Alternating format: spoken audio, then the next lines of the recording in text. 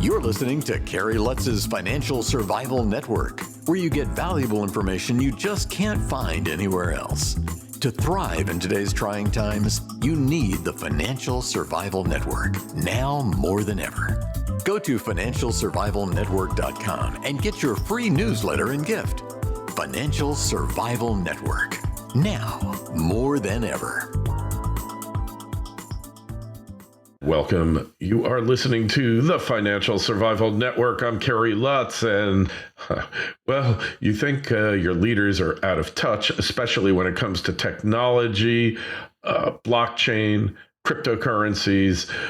What do you think your average congressperson knows? Who basically, when they ascended to office, when they were elected, probably the highest tech was a 13-inch black and white television. At least that was the state of the art when I was a kid. I mean, I remember driving in my parents' Cadillac and thought it was so cool because you pushed this bar on the radio and it searched for the next station. And the fact is, there's a new generation of leadership coming into office. We don't look at parties any longer because there's only one party in Washington, and that's the Uniparty, and they do what's best for them. But technology, crypto, blockchain, all of this, digital dollar, because we're going to a digital dollar. We have them already, but on the blockchain, all of this is going to become more and more important. Matthew Diemer, you are running as a Democrat for Congress in the 16th District of Ohio, and you have a crypto show. You're up on Bitcoin, cryptocurrencies. Some of them are what I refer to as kleptocurrencies. But what is the future as far as, from your perspective, of impending regulation of cryptos, of NFTs, of the blockchain? Where are we heading there? What's your platform on it? Well, first, I don't want to correct you on your own show, but this is not your fault. This is the fault of the Ohio State Legislature moving our districts all around. I'm actually running in Ohio 7th, but in all fairness, I was running in the 16th and they changed it to the 13th, and now they're changing it to the 7th, and we're waiting to see if they're going to change it again. So as you said, the Uniparty is at work, and they are making sure that the voters don't know what the hell is going on. So this election is set up in their benefit. But let me say the loud things out loud. But you said the future of regulation. I think we have a choice in this country of how we want to move forward when it comes to our small businesses, when it comes to trades and vocations and our workers, how we want to look at our supply chain, how we want to work at our manufacturing, and how we would look at our position globally. And Bitcoin, cryptocurrency, that innovation, any other tech innovation when it comes to electric cars or anything you could think of, if it's not built in America, if it's not coming from America, if it's not sourced from America, housed here in America, that means it's going to be controlled by somewhere else.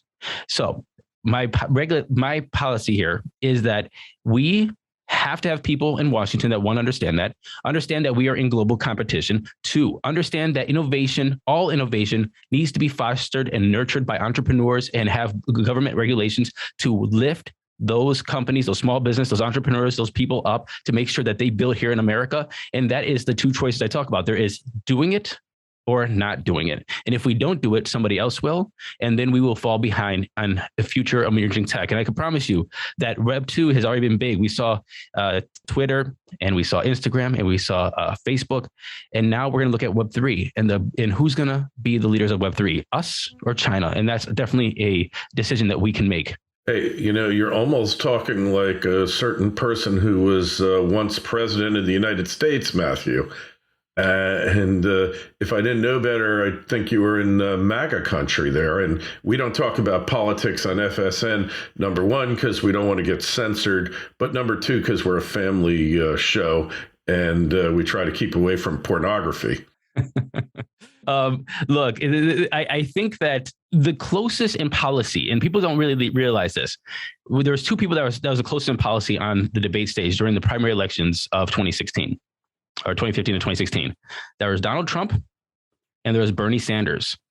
And both those, you think they're total opposite. They're both saying the same thing. They're saying, let's empower our workers. Let's manufacture here.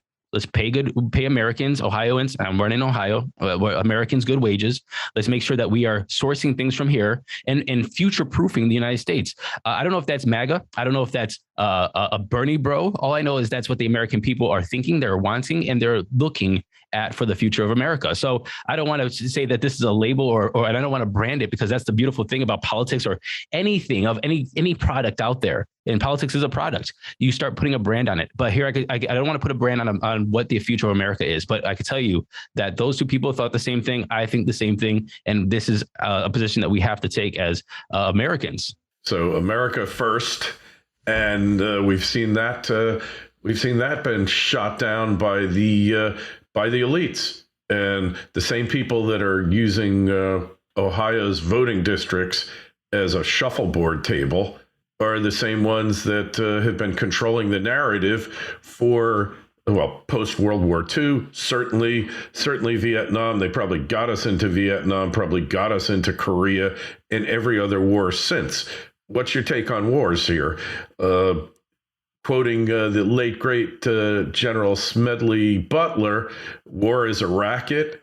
Its profits are measured in dollars. Its losses are measured in lives. Something I think also that Bernie Sanders and Donald Trump agreed upon. I think that a lot of people, I just sent out an email today with a YouTube video in there from Johnny Harris. And I don't know what political leanings Johnny Harris is, but he's a journalist, and he put out a YouTube video the other day about who were the real winners in Afghanistan. And he highlighted all the money that was created by contractors, by private industry, by people in Congress that were betting on the stocks rising of these defense contractors and these people who make the weapons of for our military. And they are investing in the stocks of these companies as congressmen and our representatives, our elected representatives. And at the end of the day, our tax dollars are going into those companies and those industries and getting those other people rich. And so my position is, and I think all Americans kind of feel the same way, is that I do not want my tax dollars going to enrich people. I don't want my congressmen betting on the stocks and making legislation and voting to go to wars across in different countries and enrich their stocks. And honestly, I'm sick of, I would rather be uplifting people in other countries instead of trying to do regime change and moving our military into there. I am anti going into other countries and try to dictate their future. I really have to focus on America and get out the corruption that is in Washington, that is honestly making a hell of a buck off of this military machine. Yeah, the so-called swamp, if you will. And look, government, sometimes the best government can do is just get the hell out of the way and let the show go on. Other times, like in Wall Street and in the financial markets, needs to be a referee who doesn't have a bet on the opposing team. Imagine a Super Bowl where all of the referees are betting on the same team together. Do you think do you think the opposing team is gonna get a fair shake? Right. Good point. So what do we do about this cesspit of Wall Street that basically has evolved to pretty much mechanically extract money from investors without necessarily having the best interests of investors at heart?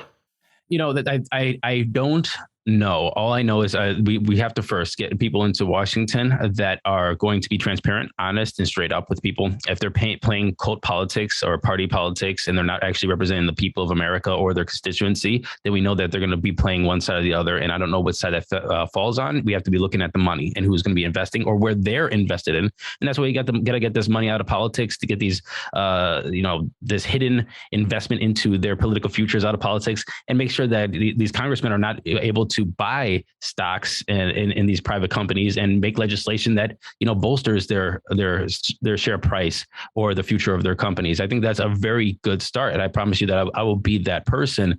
When it comes to investing into Wall Street and so on and so forth, look, I think investment is a powerful tool. I think that the opening, these markets up to the retail investor, allowing them to buy, shares without being an accredited investor is a powerful tool. I think that we have to have more financial literacy in high schools, in education in general, teach people about, not only debt, but financing and, just the whole how banking industry works. I think that will lead you down some rabbit holes that you will really get eye opened about how the different practices are happening, but also keep allowing the individual to empower themselves with investments, with financial literacy and so on and so forth. So the inner workings and the finagling and the shenanigans that are going on Wall Street, that exists, absolutely. But I also do not want to take away anything from the retail investor, because when you start talking about regulations, the first thing they start clamping down on is consumer protection for the little guys, not the rich people. They're still able to do whatever the hell they want and invest and make money. But then they just say, oh, well, then this mom and pop can't buy a share of Tesla, or this mom and pop can't buy a share of Amazon, and then they can't build wealth that way. I want to make sure and to secure that for the retail investor.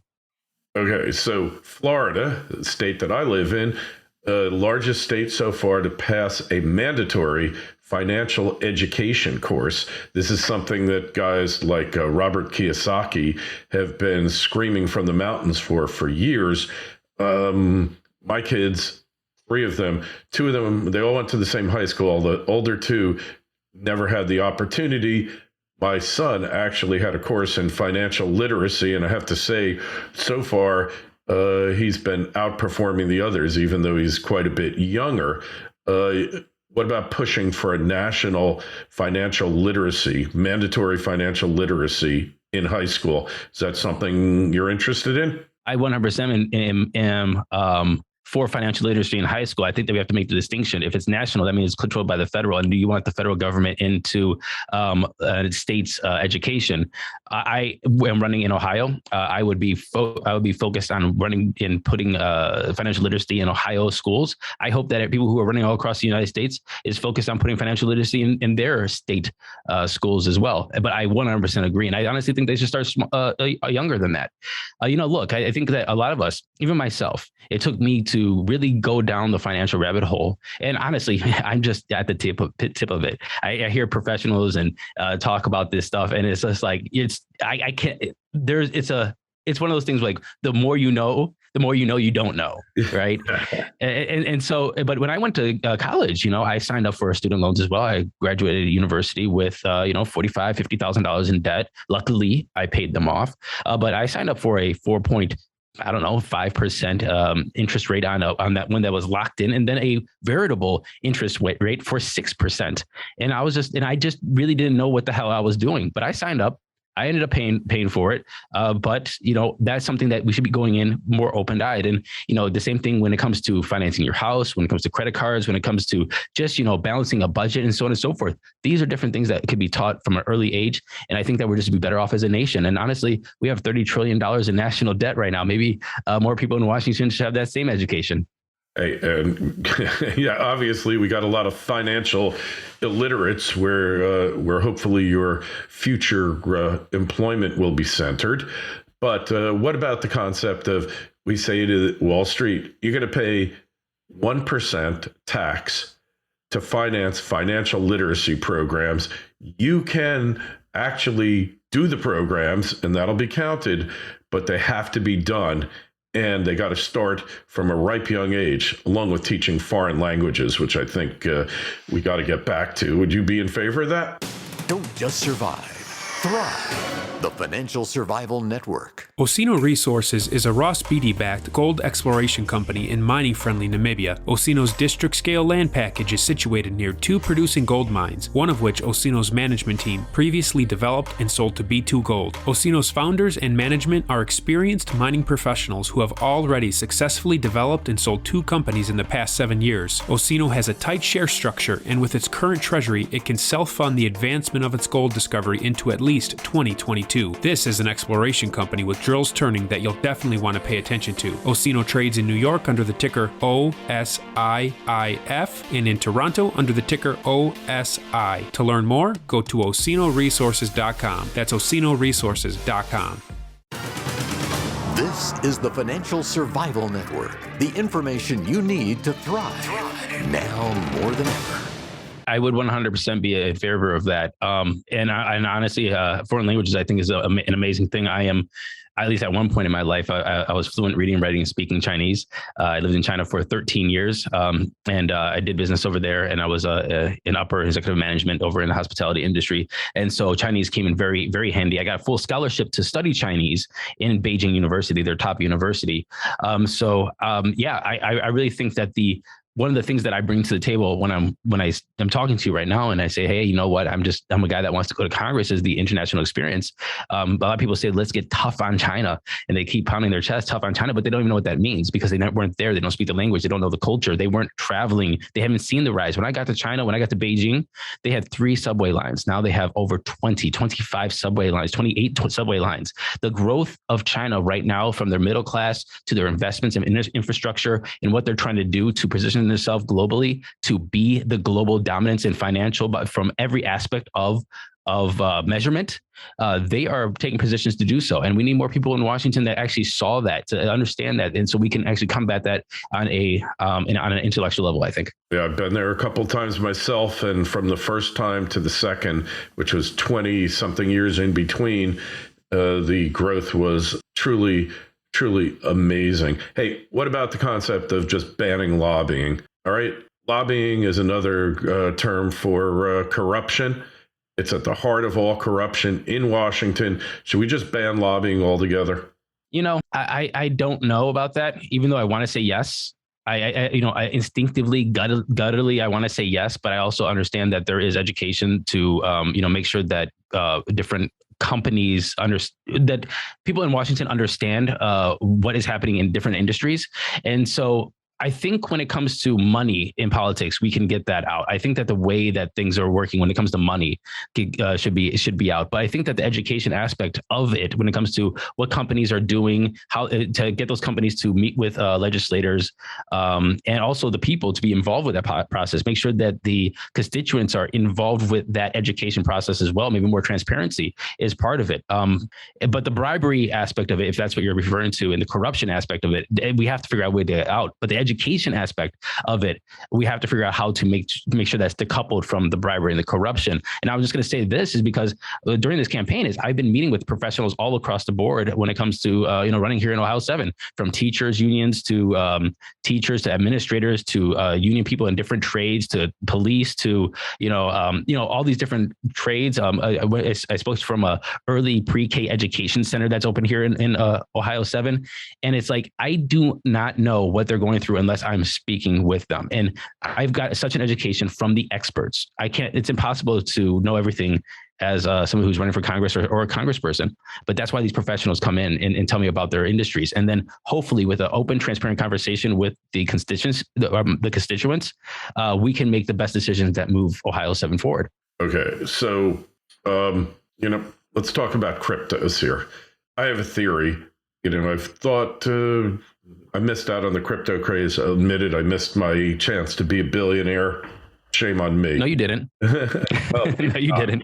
Maybe not. I have a small crypto position more as just a little diversification move, a couple percent. But I was thinking, this crypto basically is anathema to the US dollar, all right, Bitcoin, because if it isn't controlled, stopped, it could eventually become the global reserve currency. I think it's on its way to becoming that now because there's a limited amount. It can't be inflated out of existence. And if the demand is there and the demand keeps increasing, it can only go up in value, as opposed to the US dollar, which has lost virtually all of its value since the founding of the Federal Reserve. So 2 questions here. Should we get rid of the Federal Reserve or greatly restrain its powers? And number 2, cryptos, it appears to me, are the best way ever created to bribe a politician. You can give him a wallet, give his kid a wallet, give his maid a wallet, and he could have millions of dollars within the blink of an eye. So that's when I looked at crypto, as I said, well, clearly Congress has no interest in restraining the growth of cryptos because they probably every single one of them has a digital wallet. So I guess the questions, do we get rid of the Fed? Number one. And how do we stop further corruption through cryptos of Congress? That's actually interesting. I never thought about corruption via crypto. I did my financial disclosure as everybody who runs for Congress or is in Congress does, and I listed everything that I have because I want full transparency, and I think that's what's owed. I never actually thought about the corruption aspect of it. Look, regulations is coming in when it comes to your on ramps and off ramps. Making a wallet, I don't think that should be controlled. They call it unhosted, but I mean, if you want to turn your crypto into fiat or US dollars or euros or pounds or whatever, you're going to need an off ramp.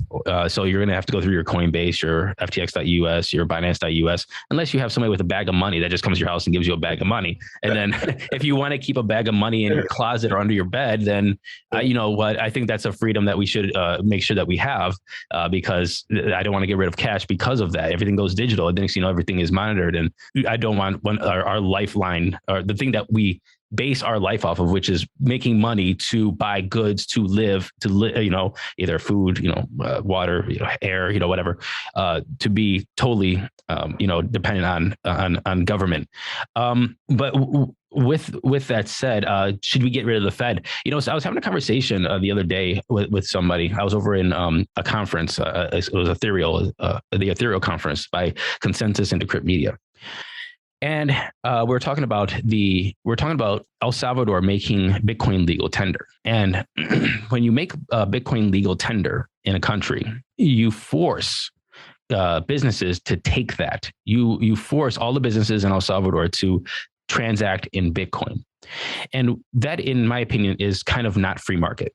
Right. You are forcing a company to do, but they would do a certain thing. It's kind of like saying you are forced to take Visa and MasterCard. You can just take cash. But why would you force somebody to take Visa and MasterCard? That's not how you want to run your business, and so on and so forth. So you're saying, should we get rid of the Fed is almost forcing the market. I think that if Bitcoin has legs to be the reserve currency, to be whatever it is in the future, if it's Bitcoin, then we should allow it to naturally evolve in the market. And if it plays out that it replaces the Fed, then it would replace the Fed naturally. If we artificially try to replace the Fed with something else or take down the Fed, then we're going to get ourselves in unforeseen waters. And I think that's what happens when you try to force markets in certain ways, is that you don't understand that the downstream effects of this, I guess, unnatural market manipulation. Okay. Interesting. Just seems like everything has gone wrong for the country since the Federal Reserve was enacted, the Federal Reserve Act. All the history of it. Matthew. But yeah, let me push back with that. So you say that it was wrong. So what came out of that was, say, Bitcoin, right? So because of the practices of Wall Street, because of the able to print money, somebody found the technology. Somebody had a great idea. An entrepreneur, we'll just call Satoshi Nakamoto an entrepreneur, came out with a product that could possibly be something that is more transparent and a better system than the Fed. And now it took so long, already 13 years of Bitcoin, but it took so long to get to that point. And now we're going to see how it plays into the market. And the market, this is a market. So do we artificially destroy the Fed and put something else there?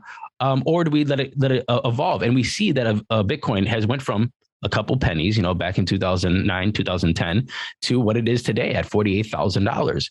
It was all-time high was $69,000. It has almost $1 trillion market cap. Will it be 10 trillion? Will it be 30 trillion in 20 years? And when it becomes that 30 trillion, what does it become for the world? And I think we have to let play out. It has to be natural, or else we're going to have downstream effects that we won't be able to anticipate. All right. Well, hey, at least you're thinking in the right direction here. I hope that this interview doesn't come back to bite you in the rear, because Ben's so honest and forthcoming and open about it. But But hey, if I was in Ohio, you'd have my vote, Matthew. Unfortunately, I'm in Florida, so. But we wish you the best of luck. You're exactly the kind of person that we need in Washington. Hopefully they won't corrupt you like they do everyone else, right? I have enough friends and family and people that keep in touch with me every day to make sure that I stay honest. And honestly, it's about your network. It's about why you're doing this. The why is there for me. And hopefully I get elected, and hopefully I go to Washington, and hopefully I can help weed out some of that corruption. That would be wonderful. Hey, can you give us your website and Twitter handle and all that so anyone out there can follow you? Absolutely. The website is diemerforcongress.com. That's DIEMER for Congress.com. That's FOR or the number 4. They both go to the same place. My Twitter handle is at Matthew Diemer, DIEMER. And, if you guys like what I say, please donate to the campaign. We need money to run these things. I would love to have caps on these political campaigns, these congressional campaigns. But since there isn't any, we just have to keep raising until I go to Washington and propose that legislation to make sure that there are caps. So are you actually running against an incumbent now? I should have asked you that before. I am not. It's hard to say because this is an open seat depending on how they draw the line. So if it was Ohio 16, it was an open seat. If it was Ohio 13, it was Ohio open seat. And now that's Ohio 7. It looks like we might have the incumbent Bob Gibbs running, but there is a Trump-endorsed Republican primarying Bob Gibbs, who's a Republican, that has outraised him, I think, probably like 5-1. So I'm not too sure how that's going to end up. Since I am running as a Democrat, I do have primary challengers, but again, we don't know who's going to stay in, depending on the lines. We might have one drop. We might have only one primary challenger. So this is crazy, man. Matthew. Nothing absolutely else. Crazy. The primary is less than 5 weeks away, and we still don't know. Hey, it's like it might be your house is the only place in Ohio 7, and then then you got it right. Hey, but Kerry, I have one question for you. Sure. Why do you say that you hope that this interview doesn't come and bite me in the ass? Because you've been forthright, transparent, actually said what you believe, didn't give me sugar-coated answers, and you pretty much said what you thought without any filter. And that's very unpolitician-like, Matthew. So take that as a compliment. I'll take that as a compliment. But isn't that a shame that you have to that's a compliment that people get? Hey, so just be glad we didn't talk about anything really sensitive, or our tech overlords would be censoring us now and would never even make it to the platforms, Matthew. I mean, that's real. It exists. It's happened to me. It's happened to everyone I know who is a internet media personality of whatever repute. Virtually everyone. The only people that don't, like, if you're financial and you only talk financial, then you might have a chance. But otherwise, you're going to offend at some point the algorithms of our tech overlords, and they're going to seek to deplatform you, deperson you. So that's why I say it for those reasons, because everybody's watching, and everything you say, once I post this, it's up there forever. Once you're a senator, opposition resource, when you're running for senator, this interview will come back and bite you in the ass, I promise you. But hey, that's a ways off, so you can prepare for it. Thank you for the preparation. I appreciate it. Anytime. Thanks for listening to Kerry Lutz's Financial Survival Network, your solution to today's trying times. For the latest, go to financialsurvivalnetwork.com. Financial Survival Network, now more than ever.